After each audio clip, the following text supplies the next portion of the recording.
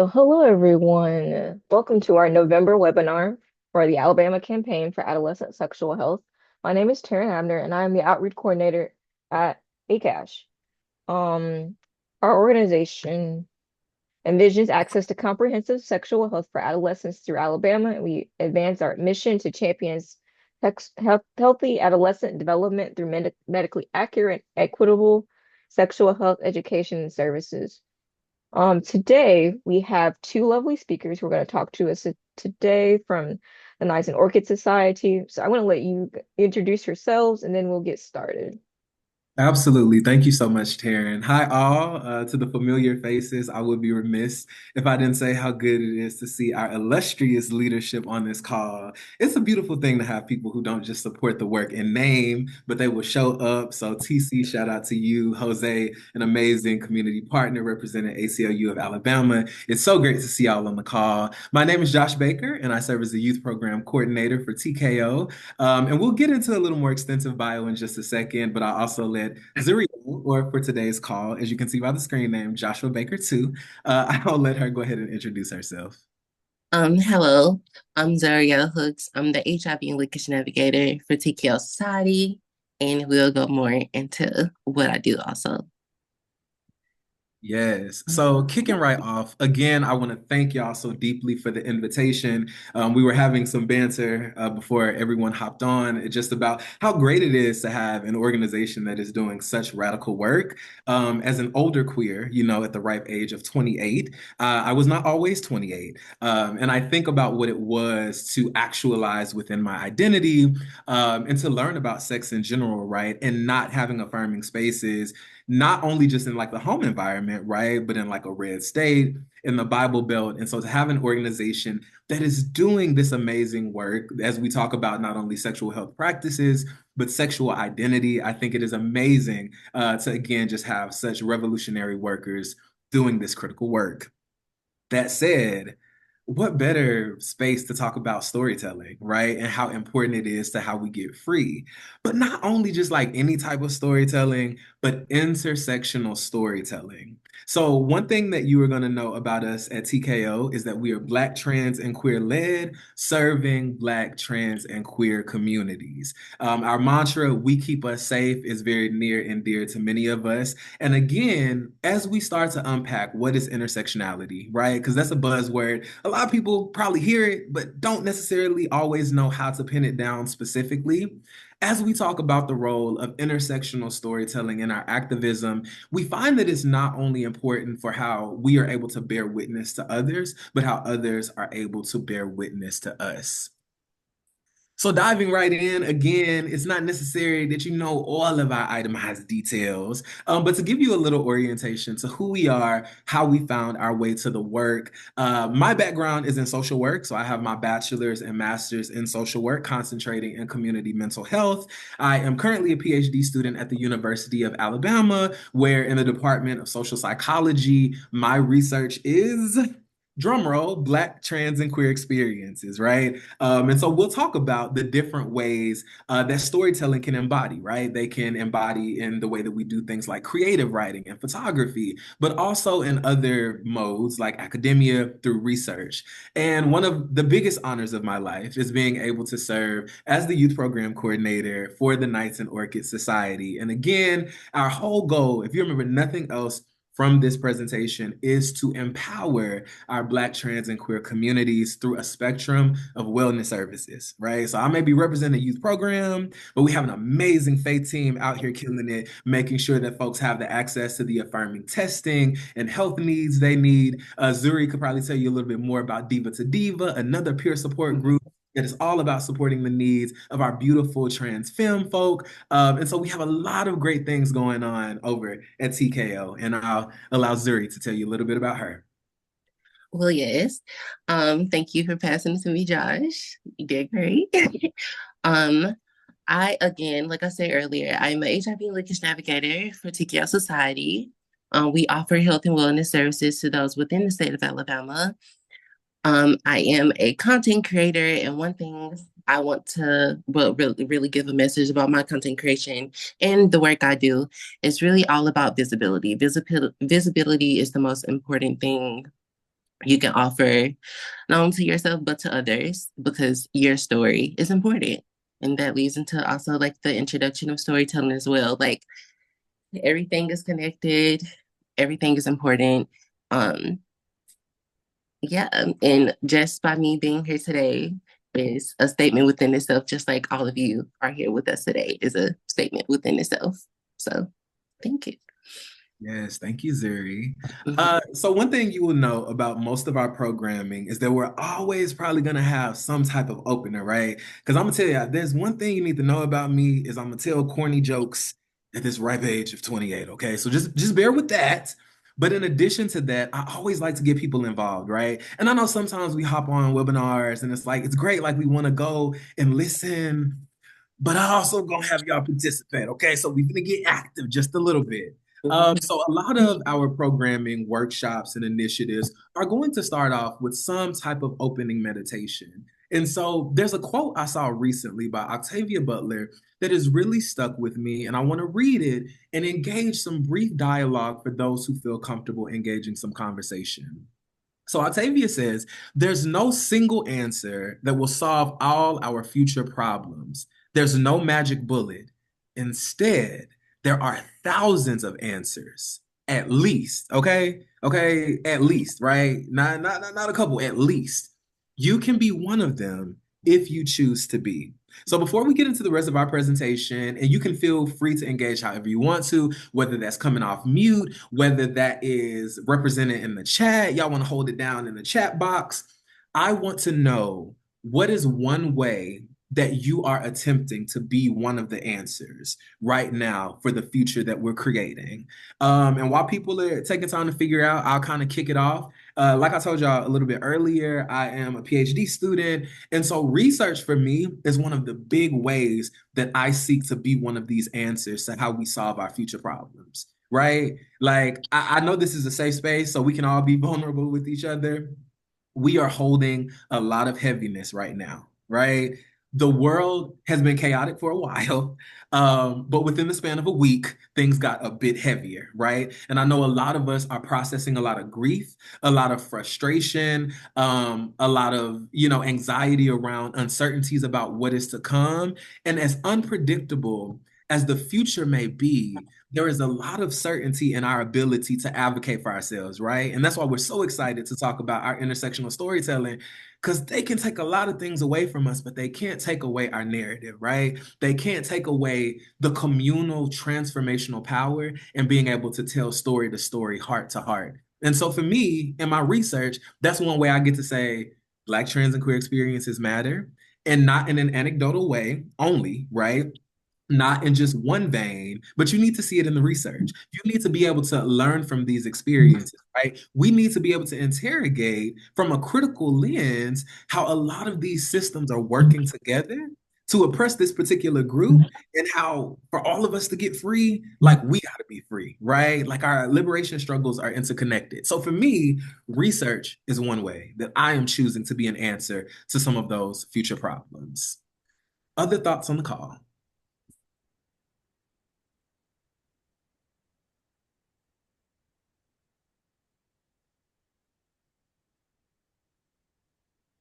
I'm gonna pick on my baby. Zuriel, you look so good, girl. You look like you're in perfect condition to hop in. What are some ways? And you'll also learn from our relationship. It is very tongue in cheek. We have so much fun with each other because Yeah. not only is the diva, the doll, the bombshell, not only is she an amazing TKO employee, HIV Linkage Navigator, but she is one of our premier youth ambassadors, okay? Someone who has seen it from its inception. And so she does such incredible work. Well, I could have a presentation all day on that. But Zuri, are there any thoughts on like how you want to be an answer to some of these potential problems?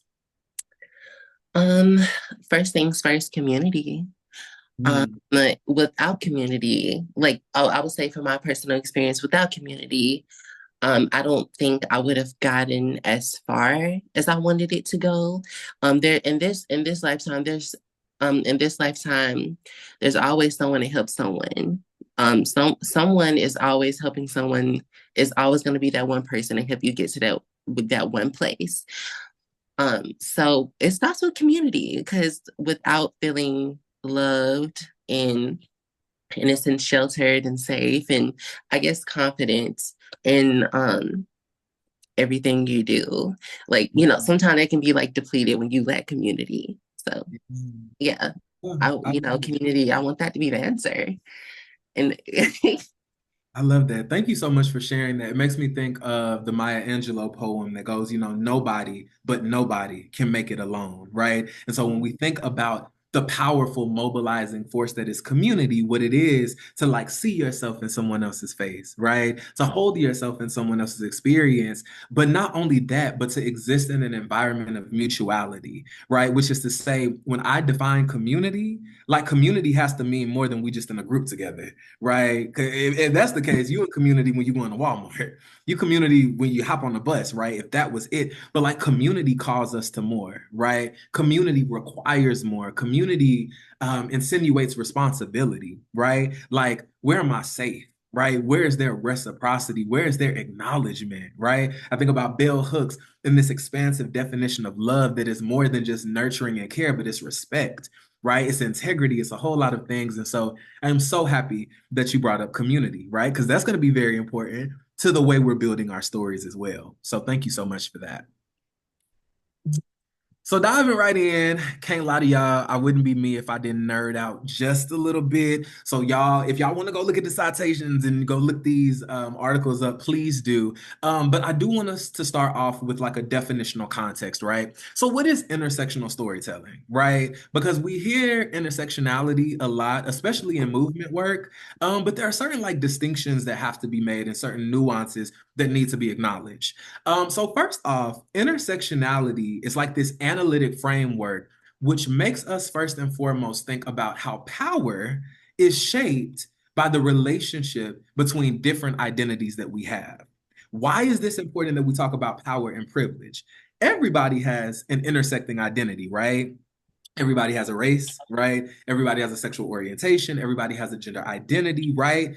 But more than just possessing multiple identities across these axes, we want to understand through an intersectional lens how occupying multiple at the same time are going to impact the way that you experience power and privilege. So, case in point, as a Black gay man, there are going to be marginalizations I experience as a Black person in a white normative, white centric society, right? There are going to be challenges I face as a gay person, right, in a heteronormative, right, in a heterosexist society.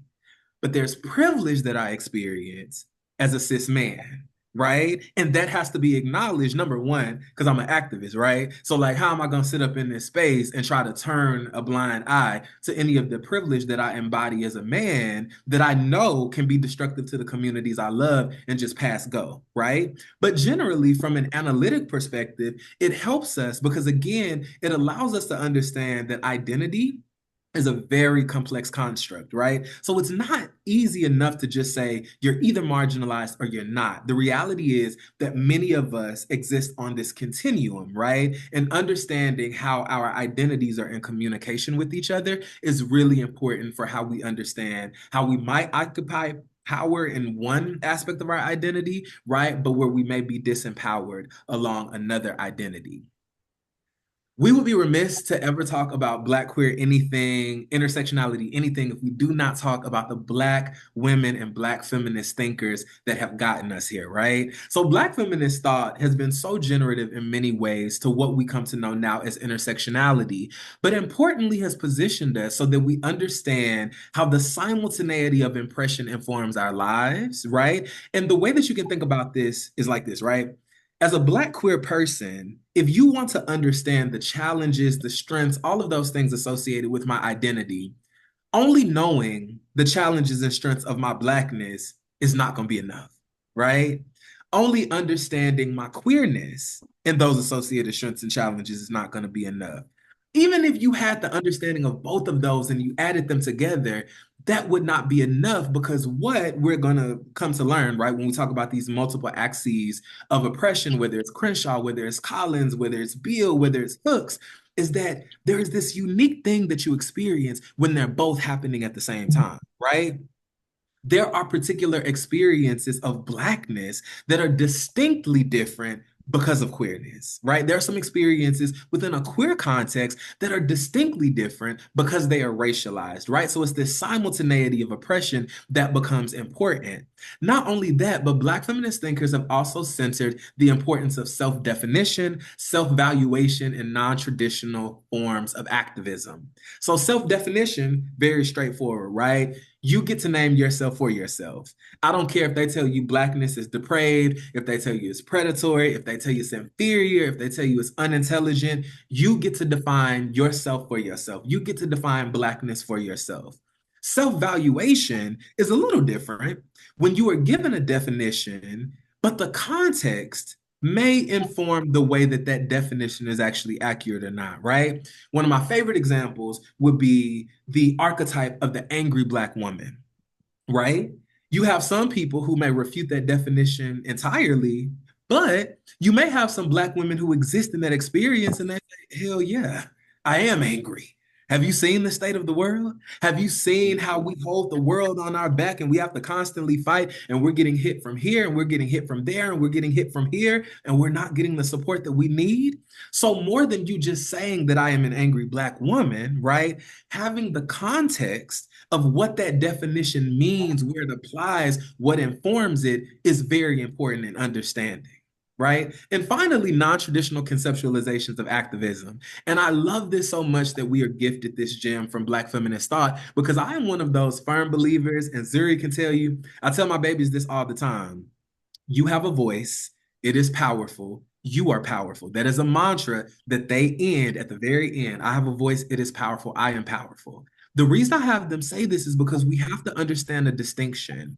We do have a voice, and we will be made aware of that in these activist spaces.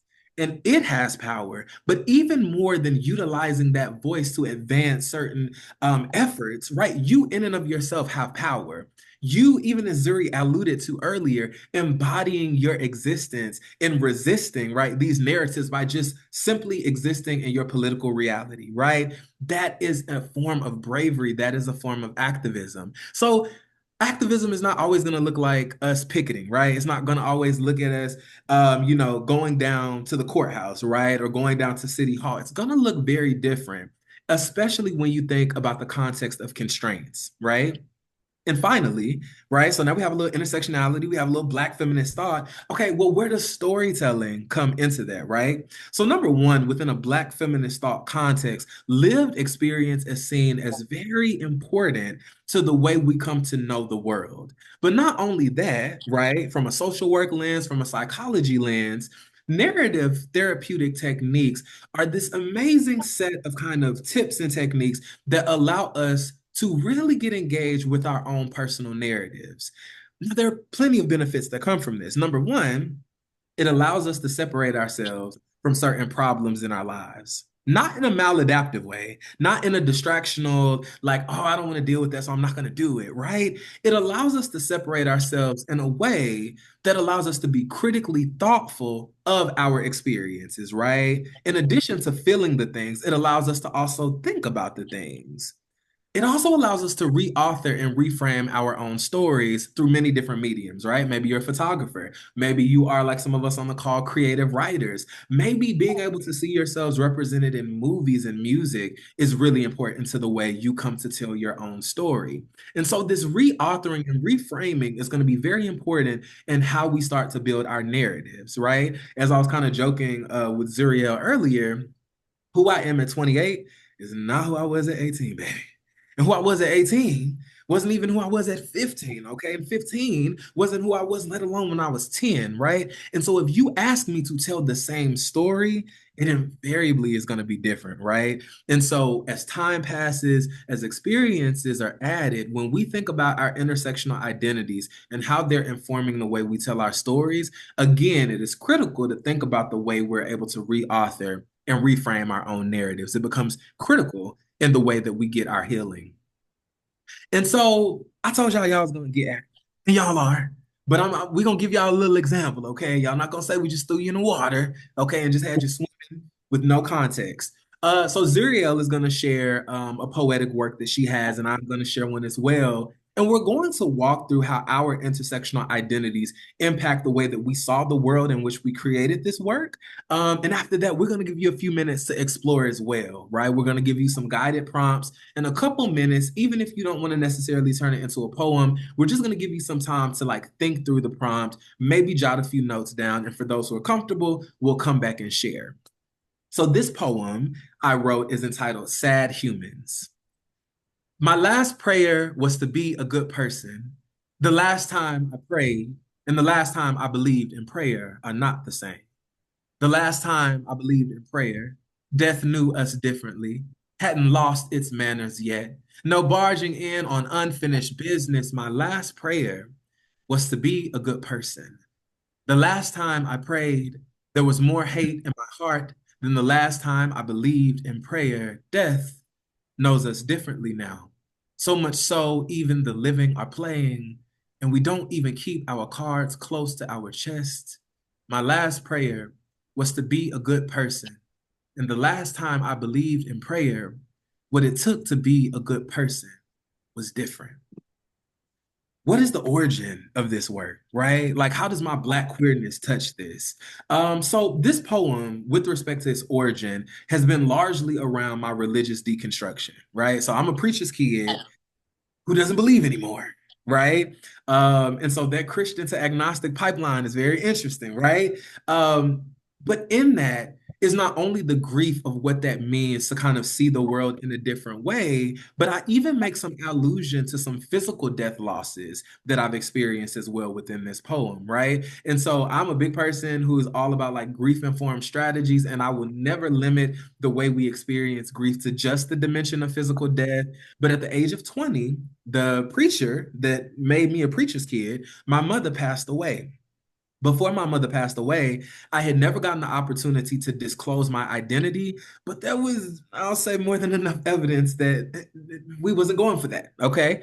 There was so much grief in being made to feel like I could not be who I fully was. And there was even greater grief that when she left, there were opportunities that went with her, right? And so seeing her pass away, having the resentment and the weight of what it was to hold that secret for so long and to eventually disclose, right? There were a lot of things that got me to a place of deconstruction, right? Where for me, the context of religion didn't make as much sense as maybe it did way back when, right? And so when I think about the origin of that work and when I think about how it is important to how I get free, number one, deconstructing in one area is inevitably going to lead you to look at all of the other constructions around you and start to ask questions, right? So if you start religiously deconstruction, the funny thing is religious deconstruction oftentimes probably comes a little later, right? You probably start to deconstruct your political system, right? Your social justice systems around you, the criminal justice system, the educational system,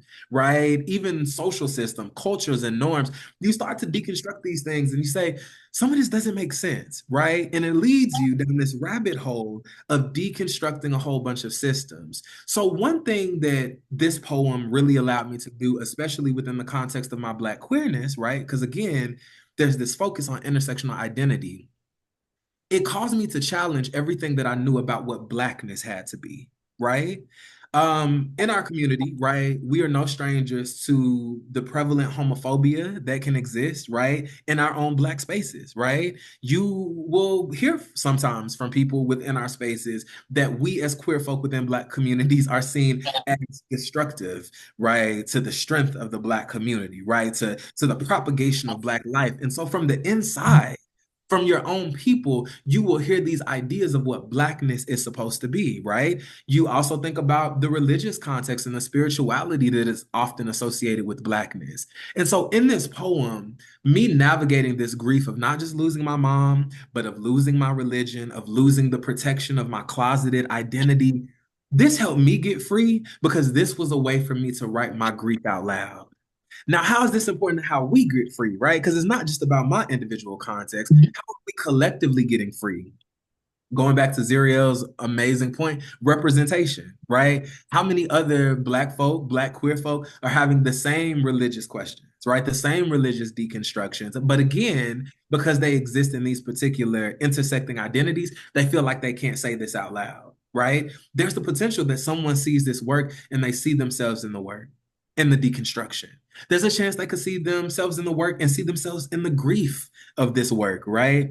And so, in the way that I am going out into the world, not only am I able to like really lean into this representation of the poem, but I am able to engage criticality that other people are possibly able to feed from. And finally, it allows me to be more compassionate, right? Because when we go into the interiority of our own lives, it makes us better perspective takers, right? Me navigating my own grief allowed me to be more intentional in how I held space and hold space for the grief of others. So thank you for coming to my TED Talk. And now we're going to let Zuriel welcome you into her world a bit. Okay, so um, the poem is called Where Do I Come From?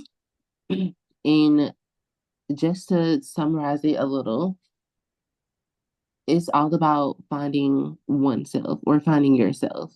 That's where my journey starts. Where do I come from? I'm from the sweet honey that drips on the side of a bee's hive, from the hummingbird in search of her nectar, from a flock of birds that migrate south to get to their destination in a triangle form. From freshly baked chocolate chip cookies my grandmother always bakes. From a destructive wave of emotions bottled up in a tiny jar. From a tea kettle screaming to be off the hot part of the stove.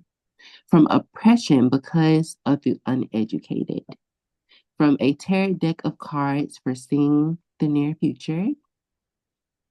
From a bear who hibernates during winter and awakens when spring arrives. From a flower freshly bloomed showing off its bright colors. And from the earth's life force giving power to a tree. So the origin of my story of this poem is dealing with my transition. Before, I wasn't really sure what I wanted to do, what I really liked, really anything.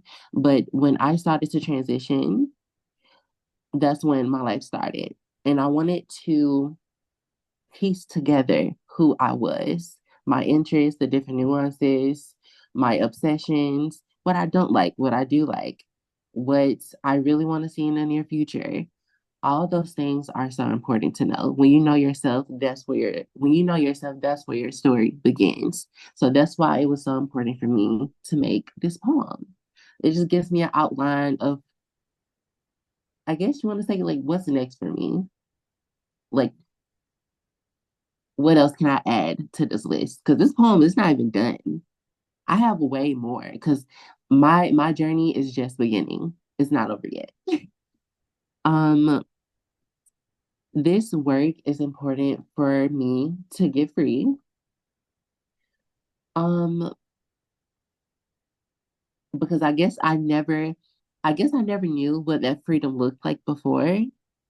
So when you have a specific outline for yourself and when you have a certain goal for yourself, it makes things so much easier. And I feel like it kind of not feel like I know it draws into my content creation. It was all about me getting free, spreading awareness, just being visible, me just getting up and be like, hey, I'm going shopping, or simple things. But those are the things I do to feel free. Those are the things that are important that is important to me. And last but not least, um, how is the work important for us to get free? Um, Again, visibility. I'm gonna keep saying it because it's like that those visibility is what is and was always the starting point for me. I think I saw another person. She was a Black trans woman sharing her experience, and that's what ignited a flame within inside myself, and it started that freedom that I was always looking for.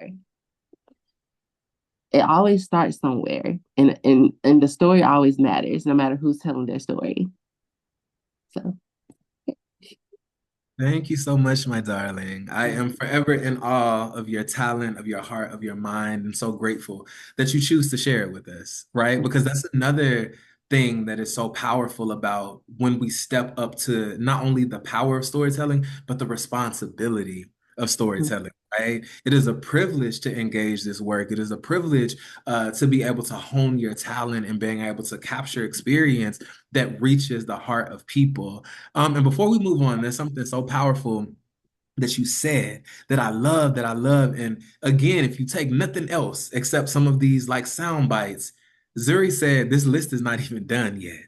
Right. And there is powerful implication for what that means. Right. So not only does that mean she isn't done coming from where she's coming from. Right. Because there's a whole lot of life to live for Zuri. Right. There's a whole lot of beauty to traverse that is going to inform where she is coming from. But addition to that, right, when we think about the role of storytelling, I would be remiss if I don't constantly give honor and give grace and give space to the time that we are living in. There is a lot of grief. There is a lot of pain. There is a lot of uncertainty. And dare I say there's a lot of hopelessness. And that is okay, right? You are valid in those experiences. But if you can hold on to no modicum of hope in anything else, I want you to hold on to this. Your list is not done.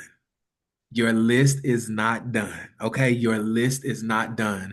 And so, as we kind of get into this opportunity for you to kind of talk about your story a little bit, I think that's the perfect segue, right? Because when we think about what it is to not be done with our story, that becomes particularly critical when we talk about what it is to reclaim, what it is to reframe, what it is to restory some of our experiences.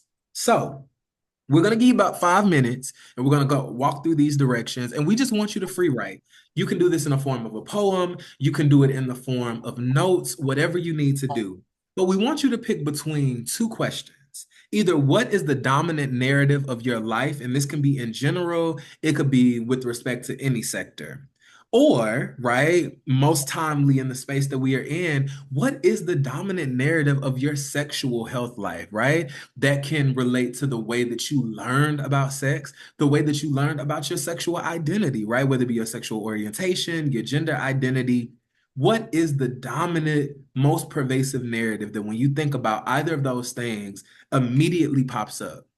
And as you're writing your poem, as you're writing your notes, whatever the case may be, here are some of the things I want you to start to consider. Number one, who gave the narrative to you? Right? Does it feel like the current narrative you have in either of these domains? Is it heavily influenced by the outside? Or have you already started reclaiming and restoring, right? Like you might be doing extra credit before y'all even got the assignment. Because I know some of y'all already been reframing, okay?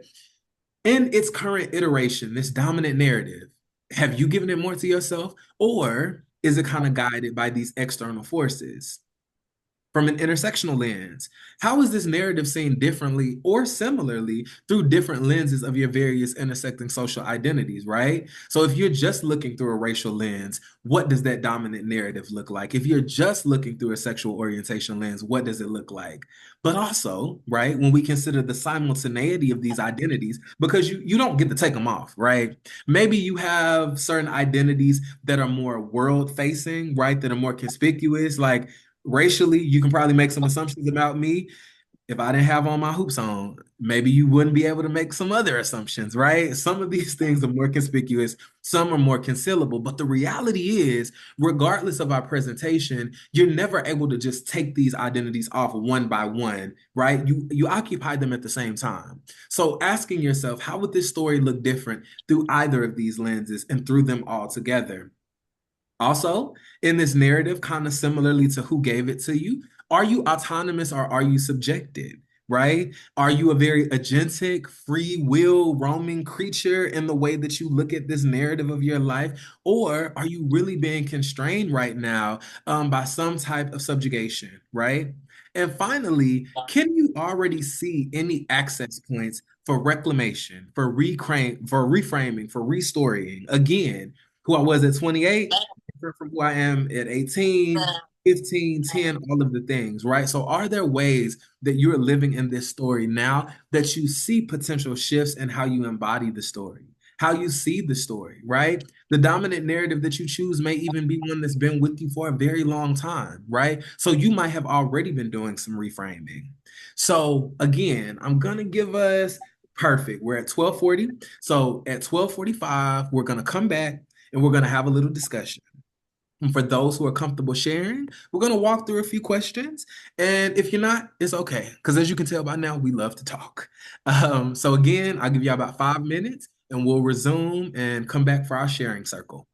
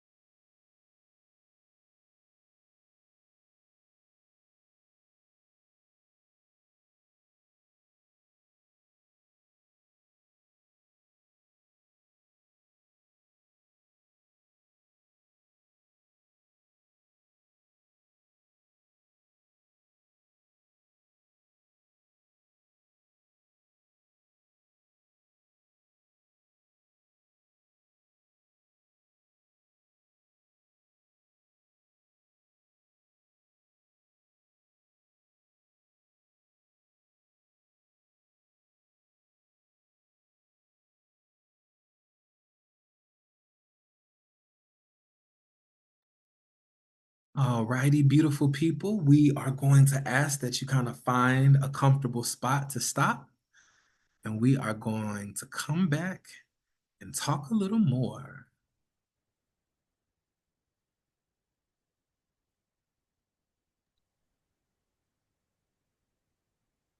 Alrighty. So for people who feel comfortable, right? No pressure either way, but there are a few questions we just want to delve into with respect to the small writing exercise that you partook in. And I do also want to clarify, I know 5 minutes is not a whole lot of time, right? And so I do encourage you to develop this further, whether you started it off as maybe just jotting notes, whether you started it off as a poem, whether you are a photographer or a filmmaker or a dancer, and maybe within the span of 5 minutes, you can't make it into what you want to, I definitely encourage y'all to revisit these prompts. But to kick off, does anyone want to just kind of talk about overall, how did it feel to reflect on your life experience in this way by identifying a dominant narrative, right? By giving flesh to the bone, and asking yourself these different questions about how your identity potentially shapes how you experience your narrative.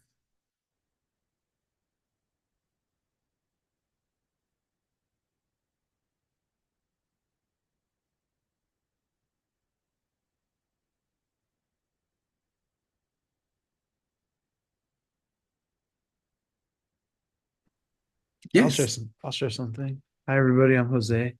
I think it was interesting. I definitely think more about the dominant narratives of what I think my family like told me I couldn't do, which I think is a really dominant coming from an immigrant family. Like it's very dominant what I think like we share in our families and what is told to us, and like what I never thought I possessed, and what it took for me to unlearn like those narratives took a lot of work and a long time. Yeah. Thank you so much. Absolutely. Absolutely. Are there experiences that some of y'all frame differently today than when they first occurred, right? I was talking to Zuri a little bit before we hopped on this call, and especially because, again, like sex is such an important part of life, right? Sexual health, but also like having an awareness of your identity. And so, having the narrative, not that it is my current narrative, right? But growing up in religious spaces and being made to see queerness as like predatory, right? And it's like that thing that happens in these other places. Like it doesn't happen in our church, it doesn't happen in our home, it doesn't happen in our family. And so when I was younger, it was so much torment that was in that experience, right? Yes, and as Jose said, not even just sexuality, but how bad sex was generally, right? Queer or otherwise. And so we have so much messaging around these negative aspects. And when I was younger, it was just terrible, right? It was so much torment you're experiencing because not only are you being made to feel like this unalterable aspect of yourself is just so terrible, but in addition to that, you're watching your peers and counterpart live out a very different life, right? So while they're pursuing their crushes, while they're pursuing relationship, you're being made to feel like you're an abomination, right? And when I was younger, there was no wiggle room, there was no reframe, right? I was just like, how can people who say they love us just how can they have us in this position, right? Where we feel so depressed and so anxious, so on pins and needles. And the older I get, while I do not justify it, there's a certain grace I give to the limitations of who certain people were. Right. When I think about my mom, right, and her being passed away before I could even tell her my truth, my reality, um, it hurts, but I'm also like, okay, I understand who you were. I understand the information you had. I understand that maybe if we had more time in the game, right, maybe there were new lessons that we could have come together and collaborated on about understanding not only sexual diversity with respect to my identity, but sex in general, right? But again, those were things that I was not able to experience with her. And so a big part of my reframe has been, how do I hold the space for the grief of all that that is, right? How do I still honor all that she did her best to be to me while also acknowledging the absence of all that I needed her to be to me? So that's just another way to think about how that reframe may come up for some people. Are there other thoughts anyone else want to share? Hey, I was not planning to be on camera, but you all are so welcoming. I'm just like, okay, I'll do it. Um, so I just kind of wrote about learning to come home to myself and my body, and so yeah, like all of that shame and that back stuff that definitely frames. But then having passed through that and letting go of that, and that last question that you have there, and maybe I'm jumping ahead, but what answers does this work provide? Like for me, it just like really solidified and clarified, like this is how I do the work. This is how I do the work for myself and my community, and why it just like clarified the importance of it for me. So thank you. Oh, thank you so much. And I'm so glad that you jumped on camera. That is what we endeavor to do, is make our people comfortable.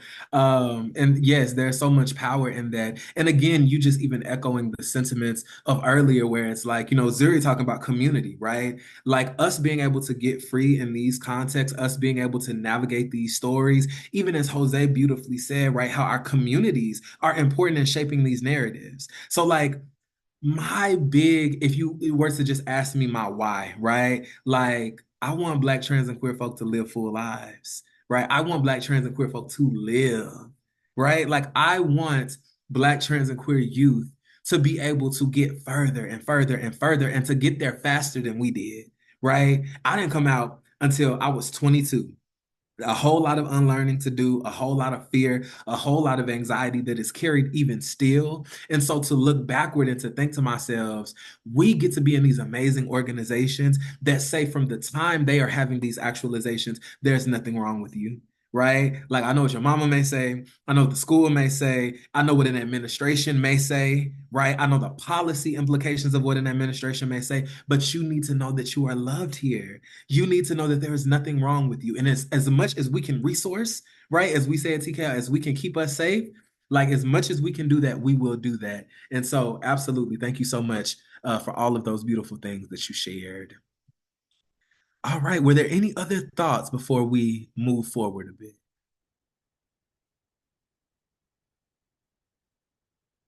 Okay. Again, this is something that we probably realistically could be talking to you about like a workshop, a whole summit day, right?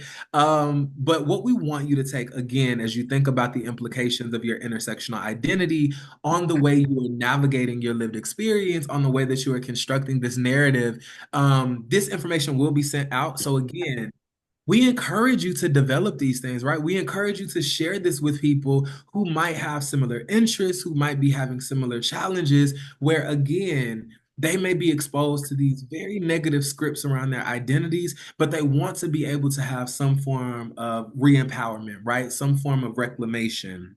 And so, as a final note, and again, we'll engage folks to kind of share as you wish before we leave a few minutes for questions and answers. Alice Walker said, storytelling is how we survive. When there's no feed, the story feeds something. It feeds the spirit, the imagination. I can't imagine life without stories, stories from my parents, my culture, stories from other people's parents, their culture. That's how we learn from each other. It's the best way. That's why literature is so important. It connects us heart to heart. And so, as a final thought, even as just a meditation to yourself, if you don't feel comfortable sharing, what is one way you feel that your story is either going to help you survive or to help us collectively survive?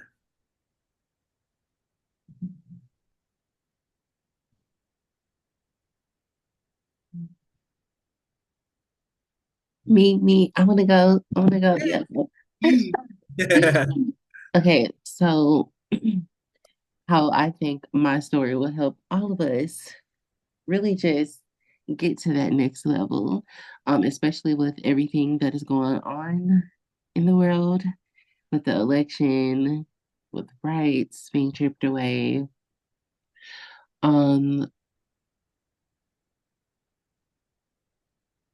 I want to I want to make sure that there's always a person like me, a person like you, showing others who are struggling or are feeling kind of down about everything that is going on, that we will survive, we will prevail.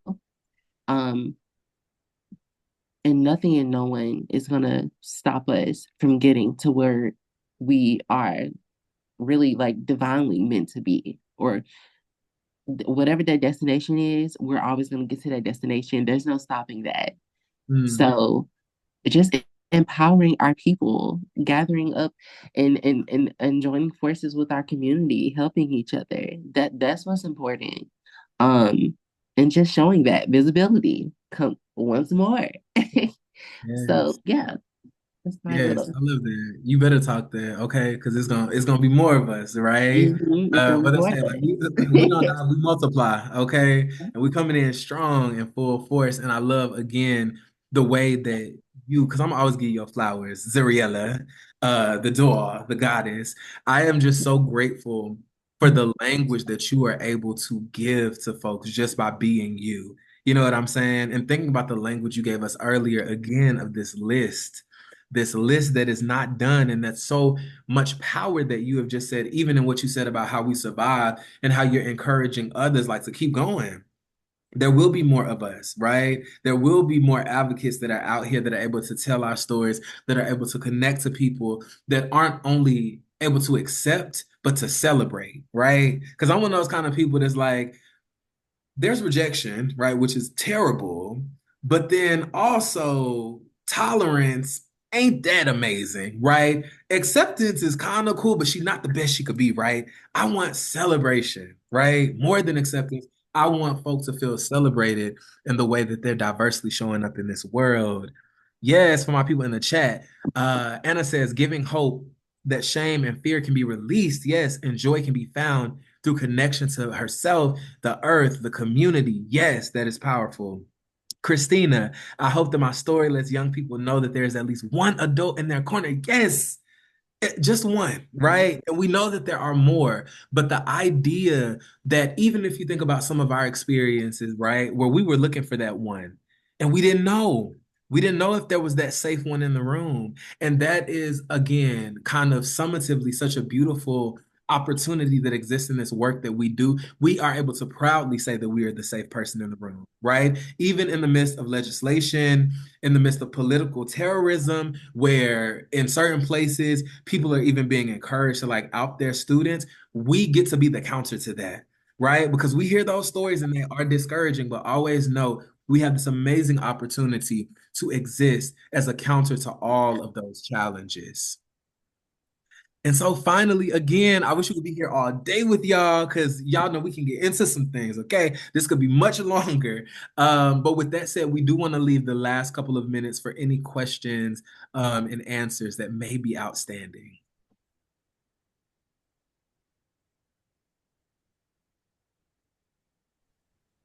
I don't have a question. This is Christina. I don't have a question, but I did join late. And so I just wanted to say thank you so much. And what I heard was amazing. And I know that the folks that support our work will be just thrilled to hear something a little different. You know, a lot of times we do webinars that are like the stats and all the things, but like storytelling is such an important piece of the work that we do, and it doesn't get enough focus. So I just appreciate you guys bringing this to us today. Absolutely. Thank you so much for having us. Yes.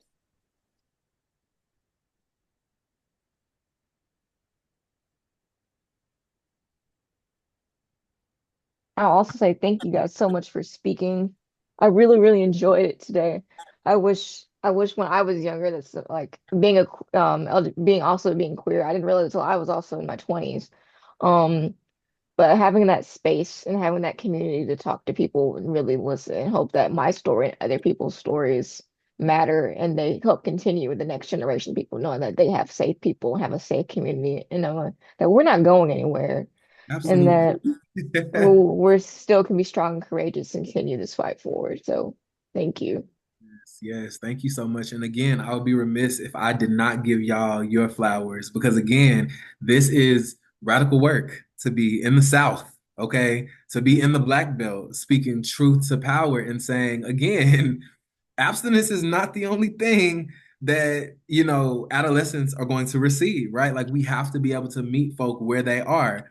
Heterosexuality is not the only place where adolescence exists with respect to identity. And so y'all being a place, and I can only imagine, right? Like I know the challenges we go through at TK, so I can only imagine y'all coming in with such radical curriculum, right? And challenging the status quo. And so to just know the great work that y'all are doing and to be in this perpetual community where we're able to keep this good fight together, it is such an honor and it is such a privilege. And I look forward to more opportunities just like this to keep the good work going. And I will say, last but not least, I know these materials will be sent out. If there's anybody seeing this, whether you're on the call now, whether you see this later on YouTube, our contact information is in the introductory slide that has our bio. So if there are any questions you have, if you know Black, trans, and queer folk in need of services, in need of community, in need of peer support, or if you just generally have a question, maybe you're an ally who has specific questions about not just how to support Black communities, not just how to support queer communities, but you have a lot more questions that you have about this intersectional thing that we talked about, right? Like, what is it to experience both of those at the same time, right? If there are ways that you are looking to support and you just need more information, you just want to chat, please do not hesitate to reach out. Our contact information is, again, in the introductory bio slides.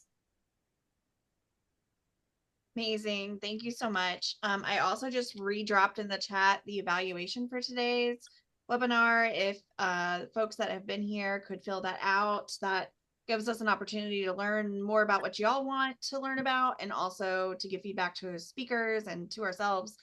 Really important piece of our work. And I'm also just gonna shout out, I'm not sure if Taryn did at the top, but our inclusive sex ed curriculum, which is called Include. So if you know of young people ages 14 to 24 who are either LGBTQ experience or their allies, we do have that curriculum and we are happy to like connect with you and get a group together and run the curriculum. It's a 3-hour implementation. It's great. We've had really good feedback.